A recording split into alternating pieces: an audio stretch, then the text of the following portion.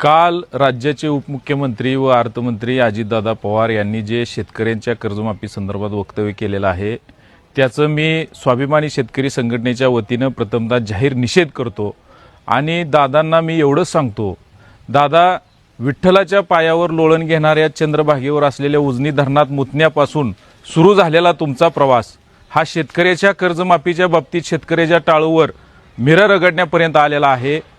आपण गेल्या 15 वर्षापासून या राज्याचे उपमुख्यमंत्री आणि अर्थमंत्री आहात। आपल्या राज्यामध्ये ज्या आपण योजना राबवल्या, ज्या शेतकऱ्यांसाठी विविध योजना आणल्या, याचं हे अपयश आहे का? म्हणूनच शेतकरी कर्जमाफी मागतोय। शेतकरी काय भिकारी नाही याचं तुम्ही भान ठेवलं पाहिजे। आणि शेतकऱ्याच्या बाबतीत बोलताना आपण अनेक वेळा शेतकऱ्यांचा वारंवार अपमान करत आहात। याचा स्वाभिमानी शेतकरी संघटनेच्या वतीनं आम्ही निषेध करतो।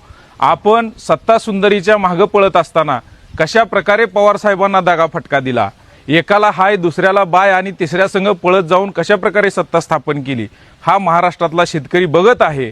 आणि आपण ज्या मोठमोठ्या गाड्यांमधून फिरता त्याची किंमत जरी केली तरी 2-3 जिल्ह्याची कर्जमाफी होईल। आपण जे घोटाळे केलेले आहेत त्याची जर आकडेवारी बघितली तर शेतकऱ्यांची एकदा नाही तर 2-3 वेळा 7-12 कोरा होऊ शकतो। एवढी मोठी आकडेवारी असताना आपण शेतकऱ्याच्या बाबतीत असं बेजबाबदार वक्तव्य करत आहात, याचा आम्ही जाहीर निषेध करतो। आणि शेतकरी येणाऱ्या जिल्हा परिषद पंचायत समिती निवडणुकीमध्ये आपल्या या वक्तव्याचा चांगल्या प्रकारे समाचार घेऊनच मतदान करतील, याचं भान आपण